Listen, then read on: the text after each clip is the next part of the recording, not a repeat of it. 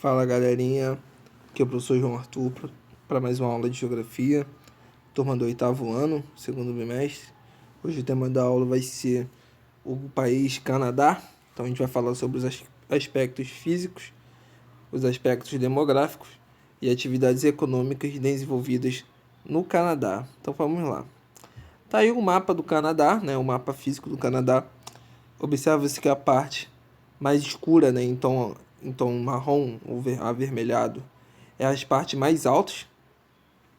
A parte em amarela ou amarela clara seria as partes médias em altura, né? E as partes verdes vai ser as partes mais baixas do Canadá. Então, beleza.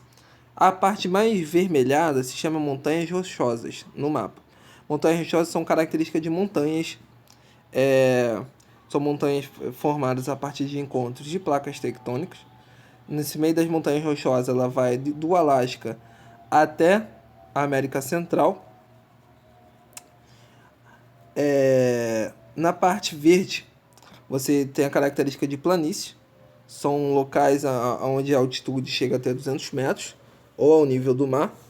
Diferente das montanhas rochosas, né, que seriam as montanhas que podem em altura chegar até 5.000 metros. E na partes amarelas, ou amarela clara, seria o Planalto, onde você encontra três características, né, de relevo dentro do Planalto. Dentro do Planalto você encontra as chapadas, as depressões e as serras. Então o relevo ele é bem parecido com o do Brasil, tirando a parte de montanha. No Brasil não existe montanha. A hidrografia do Canadá ela é bem interessante, né? Você observa que você encontra-se grande quantidade de rios, mas também tem grande quantidade de lagos, tendo o maior número de lagos do planeta. E por conta dessa vasta característica montanhosa do Canadá, tanto de montanha e tanto de planalto, você tem uma importância econômica baseada na mineração, tanto com minério de ferro, basalto e principalmente por conta da mineração. E falando sobre a questão hidrográfica, grande parte da economia é gerada na região chamada Grandes Lagos, que eu vou citar um pouco mais à frente. Essa região dos Grandes Lagos fica entre a fronteira com os Estados Unidos e 9% do território é coberto por água doce. E grande parte dessa água doce encontra-se em estágio físico, né? Encontra-se congelada. O clima e a vegetação do Canadá. Eu vou começar citando o clima. O Canadá, o norte do Canadá, encontra-se o clima polar. O clima polar ele é interessante porque são só duas estações do ano, ou inverno ou verão, onde são 6 meses de inverno de escuridão total, sem sol, e 6 meses de verão, que são 6 meses de sol, sem ter noites, enfim, isso é bem interessante. 6 meses de dia e 6 meses à noite.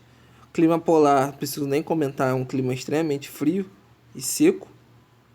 Então tem um desenvolvimento de vegetação. Também não encontra-se muitos animais.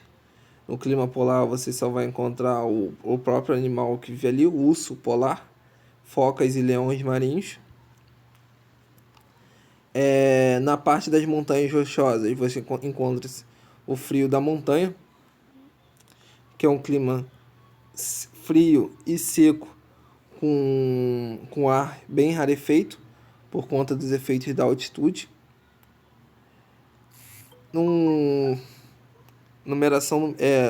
Número 3, o clima frio, que fica entre o clima polar e o clima temperado. E entre a fronteira do Canadá com os Estados Unidos, você encontra o clima temperado.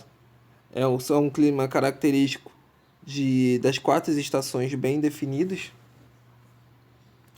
Por isso que grande parte da população do Canadá se localiza nessa fronteira entre os Estados Unidos e o Canadá, por conta de ter um clima mais agradável. E essas estações bem definidas, quer dizer que no verão é quente, no inverno é bem frio.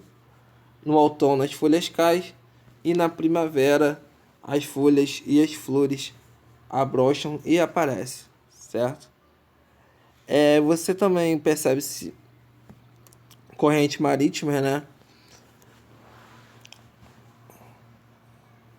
Nas cores azuis formam-se as correntes marítimas frias. Então no Canadá você caracteriza correntes marítimas frias na parte leste e correntes marítimas quentes na parte oeste. Isso muda toda a dinâmica climática do país, onde as correntes marítimas frias você encontra o clima temperado, seria ali quase no Alasca, e as correntes marítimas frias no Canadá forma-se o clima polar e o clima frio. E sobre a questão da vegetação, tem tudo a ver com o clima, onde que não seria o clima polar você encontra a vegetação de tundra. Tundra é uma vegetação bem ralinha, quase você não vê. Vegetação principalmente de musgos que você encontra em cima da rocha. A vegetação bem mesmo rasteira. Essa vegetação ela é muito rasteira por conta da condição climática, né, de ser muito frio. E essa vegetação ela também ela tem pouco desenvolvimento, não só pela baixa de temperatura, mas também pela pouca presença de animais. Na cor vermelha, você encontra a floresta de coníferas, ou conhecida como floresta boreal. São aquelas florestas formadas em formato de cone, ou pinheiros, ou aquelas árvores de Natal. Essa vegetação tem uma característica acucifolha, ou folhas em formato de agulha. Essa formação, esse tipo de folha em formato de agulha é para não se reter umidade. Então, quando o inverno chega, a neve bate nessa folha e escorre. Com isso, a árvore ela não cai, ela não morre quando chega o frio. E muita da vegetação boreal são caducifolias. Caducifolias são folhas que caem nos períodos mais frios do ano. E você também encontra no Canadá as famosas pradarias. Pradaria seria a vegetação de estepes, ou que a gente chama no Brasil de pampas. É aquela vegetação composta por gramas ou gramíneas, são literalmente pastos. Como você vai encontrar ela na característica de relevo de planalto. São pastos bem planos e extensos. E nessas pradarias você encontra animais roedores, como castor, tipos de gambás, e principalmente a criação de animal de grande porte, como boi, vaca e cavalos. Os aspectos sociopolíticos, do Canadá. O Canadá é um país de alto desenvolvimento social e econômico, top 10 no IDH mundial. Grande parte da economia é pautada no setor primário, principalmente no extrativismo mineral e na produção agrícola de trigo.